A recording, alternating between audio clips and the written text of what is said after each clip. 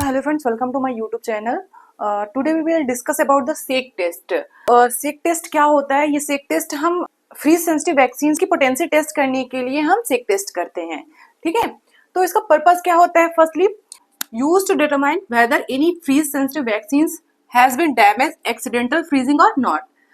इसका पर्पस क्या है कि कोई भी फ्रीज सेंसिटिव वैक्सीन है वो कहीं एक्सीडेंटली फ्रीज डैमेज हुई है या नहीं, वो देखने के लिए हम SEK टेस्ट करते हैं, ठीक।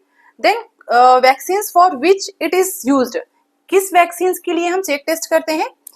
DPT, DT, TD, TT, hepatitis B, pentavalents and other aluminium adjuvants vaccine. T series की वैक्सीन हो गई, हेपेटाइटिस बी हो गया, पेंटावेलेंट हो गया एंड एल्यूमिनियम एडजुवेंट्स वैक्सीन हो गए, जिसमें भी एल्यूमिनियम के साल्ट होते हैं, ठीक।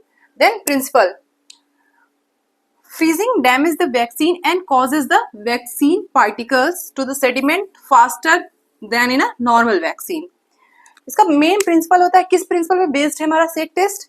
इसमें क्या होता है, जो फ्रीज डैमेज्ड वैक्सीन हैं उन वैक्सीन के पार्टिकल्स जल्दी सेडिमेंट हो जाते हैं, वो जल्दी सेटल हो जाते हैं इनकेस अगर उसको सेक करने के बाद एक फ्लैट सरफेस पे रख देते हैं तो, rather then in normal vaccine की अपेक्षा जो फ्रीज डैमेज वैक्सीन होती हैं उसके पार्टिकल जल्दी सेडिमेंट हो जाते हैं या जल्दी सेटल हो जाते हैं।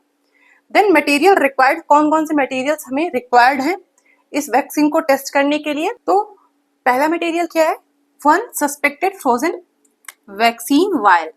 जो भी सस्पेक्टेड है वैक्सीन, जैसे कि अगर हमारी जो भी फ्रीज सेंसिटिव वैक्सीन है, अगर इन केस वो हमारे ILR के सरफेस पे रह गई या फिर किसी डायरेक्ट फ्रोजन आइस पैक्स के कांटेक्ट में रह गई, तो वो सस्पेक्टेड होंगी कि वो कहीं ऐसा तो नहीं फ्रीज डैमेज तो नहीं हो गई। देन सेकेंड क्या है? 1 control vial of normal vaccine, ठीक है। हमें सेम वैक्सीन, जो वैक्सीन हमें हमारी डैमेज हुई है वही सेम वैक्सीन, सेम बैच की वैक्सीन जो कि नॉर्मल है, जो सस्पेक्टेड नहीं है, जिसका हमें पता है कि ये हमारी वैक्सीन की पोटेंसी एज इट इज है, ये फ्रीज डैमेज नहीं हुई है, उस वैक्सीन को हम यूज करेंगे एज अ कंट्रोल वैक्सीन, ठीक है। देन नेक्स्ट क्या है? प्रोसीजर, लाइक अब हम कैसे टेस्ट करेंगे, SEK टेस्ट कैसे करेंगे? तो फर्स्ट पॉइंट क्या है? Shake both the suspected vial and the frozen control vial vigorously for the about 10 to 15 seconds. जो भी सस्पेक्टेड वायल है और फ्रीज कंट्रोल वायल है, दोनों को 10 से 15 सेकेंड के लिए हमें विगरसली सेक करना है। देन सेकेंड पॉइंट क्या है? Place them side by side on A flat surface. फिर हमें क्या करना है? एक फ्लैट सरफेस में दोनों को अगल बगल रखना है, साइड बाय साइड रखना है। देन थर्ड क्या है? Observe the rate of sedimentation. हमें उसका सेडिमेंटेशन रेट देखना है, लाइक कि कौन पहले सेटल होता है या किसके पार्टिकल्स पहले बॉटम में आके सेटल हो जाते हैं, ठीक है। ये हमारा हो गया प्रोसीजर। देन इंटरप्रिटेशन, हम क्या इंटरप्रेट करेंगे? इफ द सस्पेक्टेड वायल सोर्स sedimentation faster than the freeze control vial, vaccine considered freeze damage, ठीक है, शुड बी कंसीडर्ड डिस्कार्डेड। हमें क्या करना है? इंटरप्रेट क्या करेंगे? इफ अगर सस्पेक्टेड वायल है वो सेडिमेंट पहले हो जा रहा है, उसका सेडिमेंटेशन रेट फास्टर है than the freeze control vial के, जो फ्रीज कंट्रोल वायल है उसके अकॉर्डिंग जो सस्पेक्टेड वायल है उसका सेडिमेंटेशन रेट फास्टर है, तो हमें क्या करना है? Vaccine is considered freeze damage, तो वो वैक्सीन क्या कहलाएगी? फ्रीज डैमेज वैक्सीन कहलाएगी और उसको हम डिस्कार्ड कर देंगे, उसको यूज नहीं करेंगे।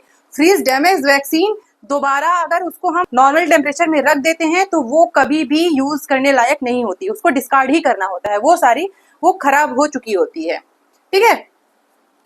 Then second point क्या है? If the suspected vial sedimentation more slowly than the frozen control vial or same vaccine considered freeze stable. In case अगर suspected vial का जो sedimentation rate है वो freeze control vial है उससे slow है या उसी के बराबर है, तो वो क्या कहलाएंगी? freeze stable vaccines कहलाएंगी और उस वैक्सीन को यूज किया जा सकता है और वो क्या होगी? उसकी पोटेंसी एज इट इज रहती है, खराब नहीं होती है। अब हम नेक्स्ट देखेंगे importance of SEK test. SEK test क्यों करना चाहिए, ठीक है। Prevent administration of vaccine have lost potency due to freezing. ये क्या करता है? जो फ्रीज डैमेज वैक्सीन है उसके एडमिनिस्ट्रेशन को रोकता है, ठीक है। अगर वो पहले ही टेस्ट हो जाती हैं, ये फ्रीज डैमेज है तो उसको हम नहीं लगाएंगे। Then second, help maintain vaccine effectiveness and safely. ये हेल्प करता है वैक्सीन को इफेक्टिवली मेंटेन, उसका टेम्परेचर मेंटेन करने में और उसको सेफली उसका कोल्ड चेन सिस्टम मेंटेन करने में, ठीक है। देन लिमिटेशन क्या है, the shake test is not used for the freeze dried vaccines. इसकी लिमिटेशंस क्या है, ये सेक टेस्ट इन वैक्सीन्स का टेस्ट नहीं करता है, इन वैक्सीन्स को हम टेस्ट नहीं करते हैं सेक टेस्ट से उसकी पोटेंसी देखने के लिए कि लॉस्ट हुई है या नहीं। लाइक फ्रीज ड्राइड वैक्सीन्स कौन सी है, लाइक बीसीजी, मीजल्स, एमआर, ठीक है, ये ऑलरेडी एक जेई वैक्सीन्स भी है, ठीक। ये vaccines already dried powder form में होती है। तो and heat sensitive vaccine like OPV, ये हीट सेंसिटिव होती है, ये ओके टू फ्रीज होती है। तो इसलिए हम ओपीवी को भी हम सेक टेस्ट से उसका पोटेंसी नहीं देखते हैं क्योंकि ऑलरेडी वो पोटेंट रहती है, अगर फ्रीज भी हो जाती है तो भी। तो ये हो गया हमारा सेक टेस्ट। हमारा नेक्स्ट टॉपिक है वैक्सीन वायल मॉनिटरिंग, ठीक है। वैक्सीन वायल मॉनिटर क्यों यूज करते हैं, इसको शॉर्ट में क्या बोलते हैं, वीवीएम बोलते हैं। इसको क्यों यूज करते हैं, ये ओनली ये दिखाता है कि कोई पर्टिकुलर वैक्सीन हीट के एक्सपोजर में आई है या नहीं, ठीक है। ये उसके पोटेंसी को नहीं दिखाता कि लाइक वो पोटेंट है या नहीं है, बस ये दिखाता है कि ये वैक्सीन हीट के एक्सपोजर में आ चुकी है। और इन केस जो हीट सेंसिटिव वैक्सीन हैं वो हीट के एक्सपोजर में आ गई हैं तो वो उसकी पोटेंसी लॉस्ट हो जाती है, ठीक है। देन फर्स्ट पॉइंट क्या है, VVM is a small level placed on vaccine vial. ये एक तरह का लेबल होता है जो कि वैक्सीन वायल के ऊपर प्लेस्ड होता है। एंड सेकेंड पॉइंट क्या है, it helps determine whether a vaccine has been exposed to excessive heat over time. जो कि मैंने पहले ही बताया है कि ये यही डिटरमाइन करता है कि कोई particular vaccine excessive heat exposure में आया है या नहीं, ठीक है। देन थर्ड क्या है, वीवीएम कंसिस्ट ऑफ, वीवीएम में दो चीजें होती हैं, एक इनर सर्कल होता है, ठीक, एक आउटर सर्कल होता है, सॉरी एक इनर स्क्वायर होता है और एक आउटर सर्कल होता है। इनर स्क्वायर क्या रिप्रेजेंट करता है, हीट सेंसिटिव को। जो इनर स्क्वायर होता है वो हीट सेंसिटिव होता है, ठीक है। जो आउटर सर्कल होता है वो रेफरेंस कलर होता है। जैसे ही वो हीट के कांटेक्ट में आएंगी तो जो इनर स्क्वायर का कलर है वो ग्रेजुअली चेंज हो जाएगा, ठीक है। देन फोर्थ क्या है, the inner square gradually darken as vaccine is expose to heat, जैसे कि मैंने बताया। देन फिफ्थ इंटरप्रिटेशन, क्या इंटरप्रेट करेंगे, इसमें 4 स्टेजेस होती हैं वीवीएम की, ठीक है। VVM first, second, third and fourth. तो फर्स्ट और सेकेंड में क्या होता है, जो इनर स्क्वायर होता है वो लाइटर होता है देन आउटर सर्कल के। जो आउटर कलर है, जो रेफरेंस कलर दिया होता है आउटर सर्कल का, तो फर्स्ट और सेकेंड स्टेज में इनर स्क्वायर का जो कलर होगा वो लाइट होगा आउटर सर्कल के कंपैरिजन में, ठीक। स्टेज थर्ड में क्या होता है, जो इनर स्क्वायर होगा has same colour as the outer circle, ठीक है। इसमें क्या होता है कि जो इनर स्क्वायर होगा उसका जो कलर होगा वो आउटर सर्कल के इक्विवेलेंट होगा, बराबर होगा। तो उस कंडीशन में क्या करते हैं, वैक्सीन को डिस्कार्ड कर देते हैं, ये यूज करने लायक नहीं होती है। फर्स्ट स्टेज में, जो स्टेज फर्स्ट और सेकेंड में बताया था कि जब उसका कलर लाइटर होता है आउटर सर्कल से, तब उस टाइम पे हम वैक्सीन को यूज कर सकते हैं, ठीक। देन फोर्थ स्टेज क्या है, inner square darken than outer circle. जो इनर फोर्थ स्टेज में क्या होगा, जो इनर स्क्वायर है वो आउटर सर्कल से उसका जो कलर होगा डार्क होगा, रेफरेंस कलर से उसका जो कलर होगा डार्क होगा। उस केस में भी हम वैक्सीन को डिस्कार्ड कर देते हैं, ठीक। ये हो गया वीवीएम वैक्सीन वायल मॉनिटरिंग। अब इसको हम इमेज के थ्रू भी डिस्क्राइब कर देंगे, कौन से कैसे इमेज डिस्क्राइब करता है फर्स्ट, सेकेंड, थर्ड स्टेज को।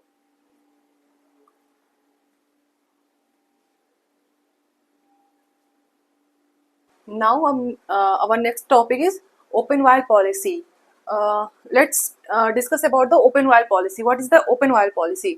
इसको शॉर्ट में हम बोलते हैं OVP, ओके। इसको कंफ्यूज नहीं होना है OPV से, ठीक है। OPV होता है oral polio vaccine and OVP होता है ओपन वायल पॉलिसी, ठीक। तो इसका पहला पॉइंट क्या है, OVP allows certain open multi-dose vaccine vials to be reused for up to 28 days if vaccine potent, ठीक है। इसमें क्या करना है, हमारी जो open multi dose vial vaccine हैं उनको क्या करना है, 28 डेज तक हम इसमें यूज कर सकते हैं, और इफ अगर वैक्सीन हमारी पोटेंट हुई। ये है हमारा ओपन वायल पॉलिसी, ठीक है। कि कोई भी अगर मल्टी डोज वैक्सीन है या मेडिसिन है तो उसको हम 28 डेज तक हम यूज कर सकते अगर उसकी पोटेंसी मेंटेन्ड है। Then second point, the date of opening should be written on the vial and the rubber stopper must be intact and clean. इस पे लेकिन इंपॉर्टेंट पॉइंट्स क्या है कि जो रबर स्टॉपर्स होते हैं वो हमारे इंटैक्ट होने चाहिए। ये ऐसा नहीं कि वो कहीं से कटा फटा हो या फिर डायरेक्ट कांटेक्ट में हो एनवायरमेंटल एयर के, ठीक है। और एक पॉइंट और, जब भी हम वायल ओपन करते हैं उस दिन का हमारा डेट डालना है, ठीक है।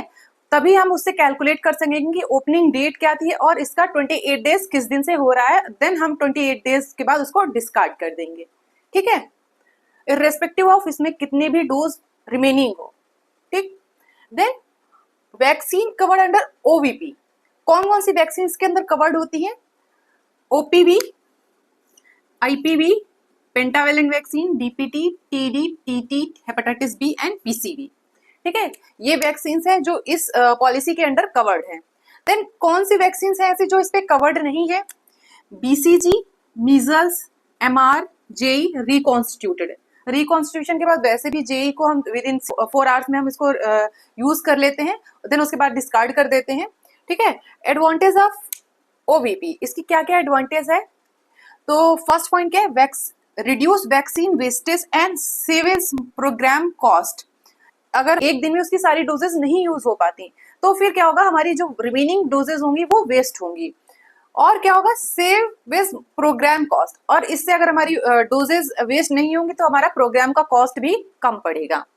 देन सेकेंड पॉइंट क्या है? Improve vaccine availability and increase immunization coverage. If हमारी वैक्सीन वेस्ट नहीं हो रही है तो वो ज्यादा से ज्यादा अवेलेबल होंगी हर एक जगह पे, और ज्यादा से ज्यादा हम एरिया को कवर कर सकते हैं और ज्यादा से ज्यादा लोगों को हम इम्यूनाइज कर सकते हैं। तो ये हो गया हमारा ओपन वायल पॉलिसी, ठीक है। So thank you. If you like the contents, please like, subscribe and share, or please follow for more such contents.